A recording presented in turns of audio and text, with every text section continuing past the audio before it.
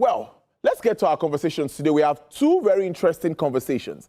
Oil prices sank, that's earlier today, hitting their lowest levels in more than 3 months after the United States and Iran said they had reached an agreement that would end a U.S. blockade of Iranian ports, reopen the vital Strait of Hormuz. Brent crude, the global oil benchmark, fell by 5% to $82.91 a barrel shortly after 5 a.m. ET, having settled Friday at its lowest level since March 5 and the first week of the United States-Israeli airstrikes against Iran. U.S. crude dropped 5.5% to $80.21, also its lowest since early March. Both have fallen around $10 a barrel over the past week. However, crude prices remain around $10 a barrel, higher than they were before the United States and Israel launched attacks on Iran in late February. And it could take many months for them to return to pre-war levels. Markets have cheered apparent progress, but the oil market still has significant work ahead to return the flow of crude to normal. The Strait of Hormuz needs to be demined. Ships need to be able to freely flow in and out of the strait. Middle East productions need to come back online. Emergency petroleum reserves need to be refilled, and damaged energy facilities need to be repaired. My first guest is a professor emeritus. He's a professor in petroleum economics. He's also the executive director at Emmanuel Eboga Foundation in Abuja. Hi, it's Professor Omowumi Iledare. He joins me virtually for this conversation very quickly. Thank you so much, Prof. Good afternoon and happy new week to you, Prof. Good afternoon, Tolulokwe. Thank you for inviting me, and it's a pleasure to join you again today.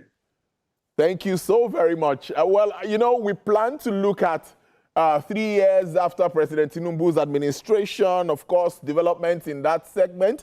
But we've seen what's playing out in the global space, and this is important that we start with it. What will be your reaction first? We've seen a dip already in the price of crude. I'm waiting for it to get to about $65, $68. When are we getting to that point, Prof? What do you make of this deal? How does it impact on the entire market? Well, thank you. I'm not surprised because it's not something that I don't expect to happen. Because what we've seen over the past 100 days is not necessarily as a result of fundamentals of demand and supply. We really did not have a limited physical supply of crude oil during these 100 days because the inventory across the globe was really high. So what we had over the last 100 days is what I'll call risk premium.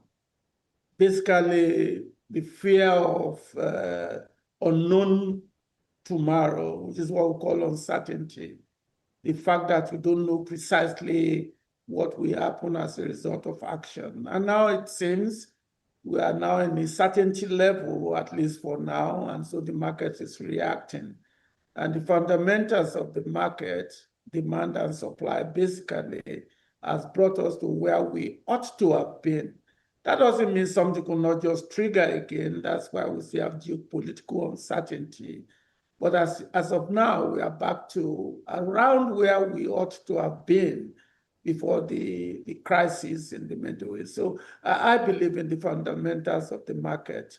The short-run behavior is as a result of the unknown in the type of business that we find ourselves. So I wasn't surprised that we are at $80 today. So, but Prof, in your own understanding and, you know, following this market, which is what you always do that, obviously, when do you think that we could get to pre-war levels? I'm talking about normalizing things. If there's movement at the Strait, free flow and all of that, vessels are able to move, installations and all of that repaired, those that have, you know, when do you think we could likely get back to normal? Well, that's difficult to predict, and I will not put my status online to tell you what I know will probably be false. But basically, going forward is the fundamentals of the market, economic activity. demand growth in projected area. You could see because of the low inventory, the demand in the developed economy would be high. So I don't expect the price to just collapse like that because demand is going to rise and rise significantly because there will be a drive to fill up all those strategic petroleum reserves that was able to sustain the market from taking us to $150 per barrel.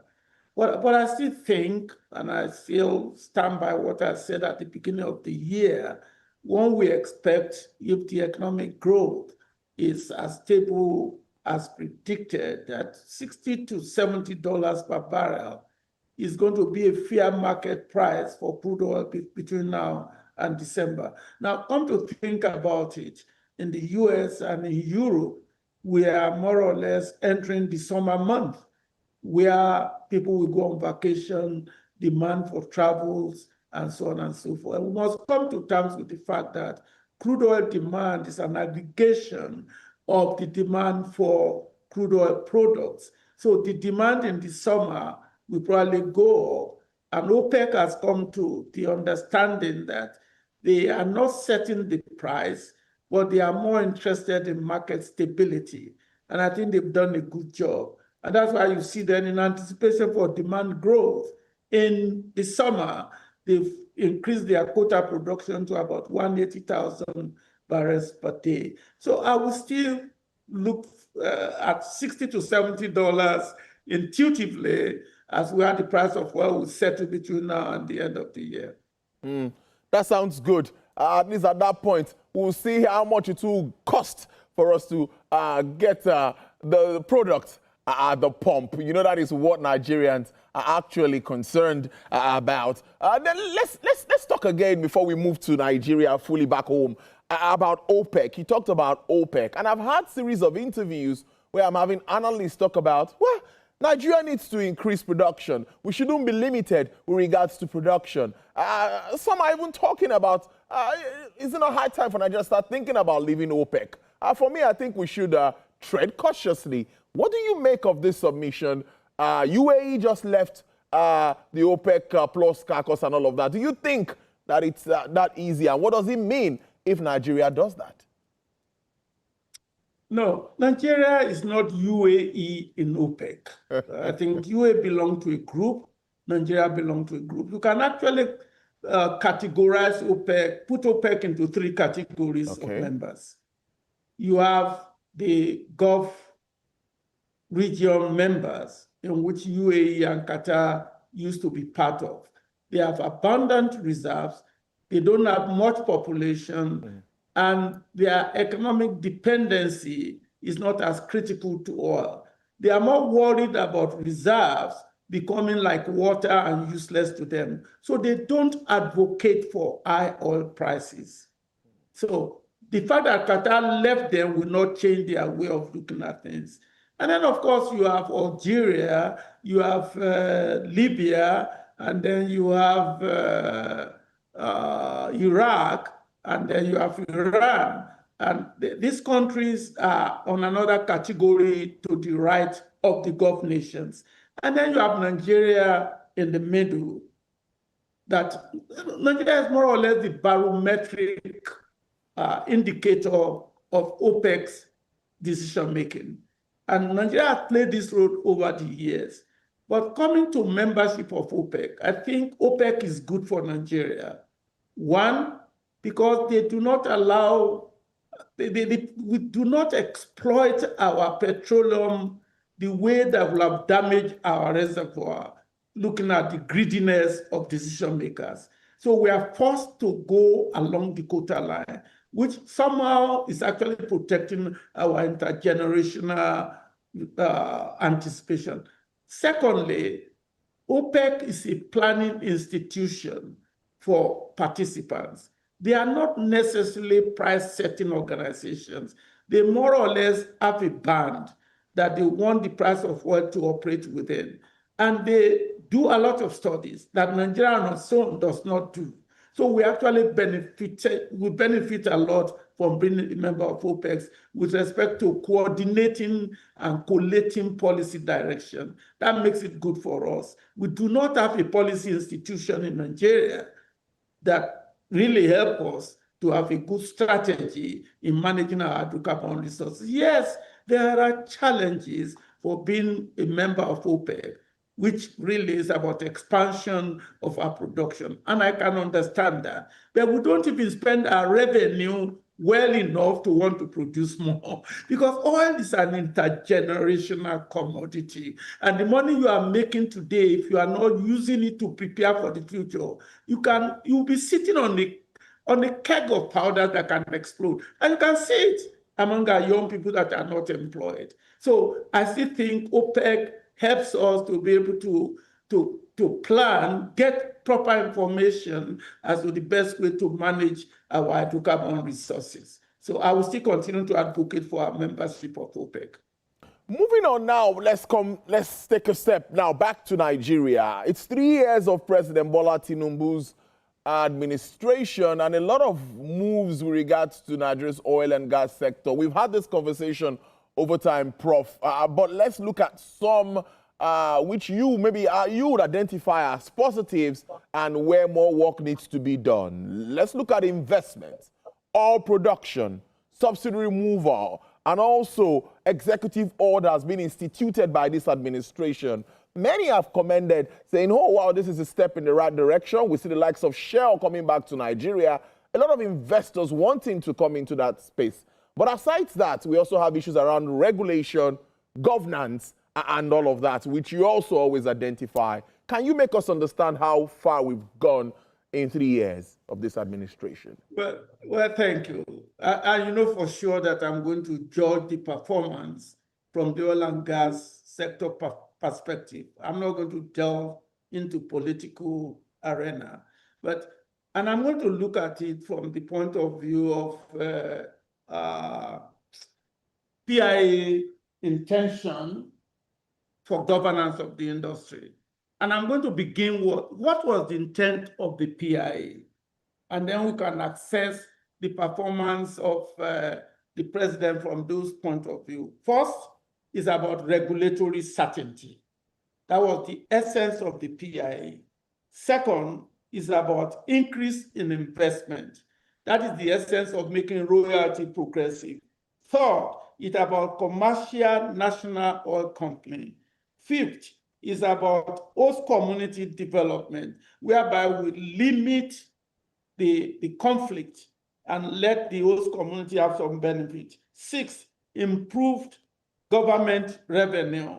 And sixth, energy security and industrialization. And finally, gas-led economic transformation. These are the intent of the PIA. And that's what I'll call what ought to be. Now let's look at what is. And this is where, in all honesty, you will have to understand that we are not where we want to be, but we are moving into the direction. Let's look at the achievements. The executive order. They are not perfect, but they are put in place to be able to renew investors' confidence. Am I going to do it differently from where the president has done it? Of course. I will not target an individual entity.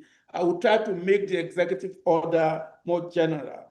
Investment inflows remain below expectation from some of us who work so hard to put the PIA together. And it is probably because, and I'm going to say it, you may not like it, the PIA requires a driver on the seat. We don't have a driver on the seat.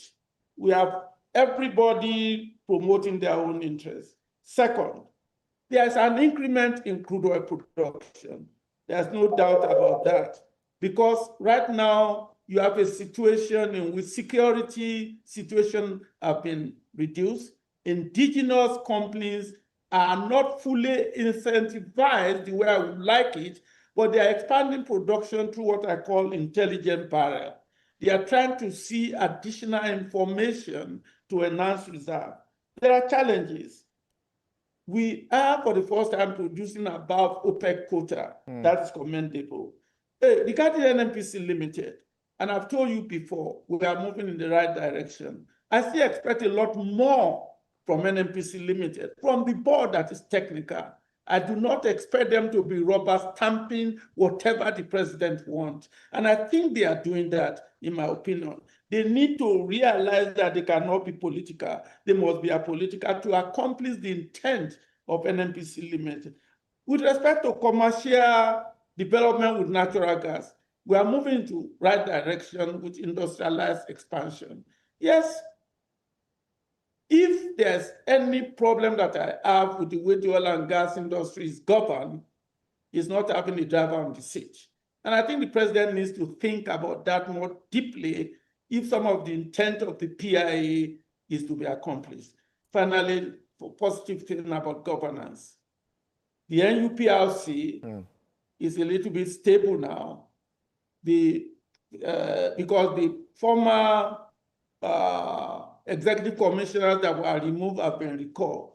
And I think I heard from a grapevine that the executive director of the authority have also been recalled. Those are the right thing to do within the context of the PIA intent. Governance must be apolitical within the regulatory framework. And I hope the president will continue to think about that. The only weakest link that I still think the president needs to think about is the policy institution. They are not properly equipped for the responsibility that the law requires of them. That is probably the area that the president needs to think deeply about. Policy implementation is the key to efficient, effective, ethical, and equitable performance if the industry is to take us to the next level. The objective of the energy transition is also what the PIA emphasized, with natural gas being the transition fuel for the global context, but within the Nigerian context, natural gas is probably the future fuel to expand the economy of Nigeria for good. It's a good way for us to live it, but I'm just, still having an outlook for the entire sector. Moving forward, let's just wrap up with that. Refining, with Dangote refinery has impacted the entire globe. We now see that shift. Even looking at figures, yes, last week I saw fuel imports dropping about 80-something%, something around that. But just before you go, Prof, the issue of crude availability for these refineries. NNPC, on the other hand, is trying to fix or rehabilitate the Port Harcourt refinery again. I think some Chinese guys are coming to partner with them to make that work. But let me ask you what you think about, satisfying our local refineries with crude. Well, listen, my position is clear. You look at an input of production for an economy must be guided by the fundamentals of the economic structure of the nation. I'm not a fan of this idea of import-export parity because you don't pay me what I'm worth outside Nigeria in Nigeria. Am I not an input of production? So I know people will have different opinion about this. I am a professor emeritus from an international environment, and yet I'm paid a local professor. Crude oil is an input of production in Nigeria. Yes, the law says arm's length contract appear. Let us negotiate on the basis of the economic structure of Nigeria. The marginal cost of production of a barrel of oil in Nigeria is not the same thing as the marginal cost of a barrel of production in the United States. So the concept of import parity is lack of understanding of the concept of affordability. Your income level in your nation is low. You have a raw material that the marginal cost of production is less than the marginal cost of production somewhere, and you are equating the price abroad to the price here. Doesn't make economic sense. I support pricing crude in Naira at an affordable price for the refiner, who will now sell the crude at an affordable price to the product without necessarily delimiting their profit. So it's about marginal revenue equals to marginal cost to determine the price where the market is operative. This is not theory. This is the economic fundamentals for profit maximization. The fundamentals of demand and supply is not the same from one country to the other. And people need to think rationally within the concept of the economic structure where they live. And that's why I receive lower value per service in Nigeria than I get when I produce the service where the economic structure demands higher price because I'm spending the money abroad. I get that. Professor Omaumi Ledari, interesting conversation, and I'm so happy I asked you that final question. Thanks for that clarity. Prof. Emeritus Petroleum Economics Executive Director, Emmanuel Egboga Foundation, Abuja. Prof, stay safe. I'll see you in Abuja soon. Anytime. Anytime. Thank you. All right, then.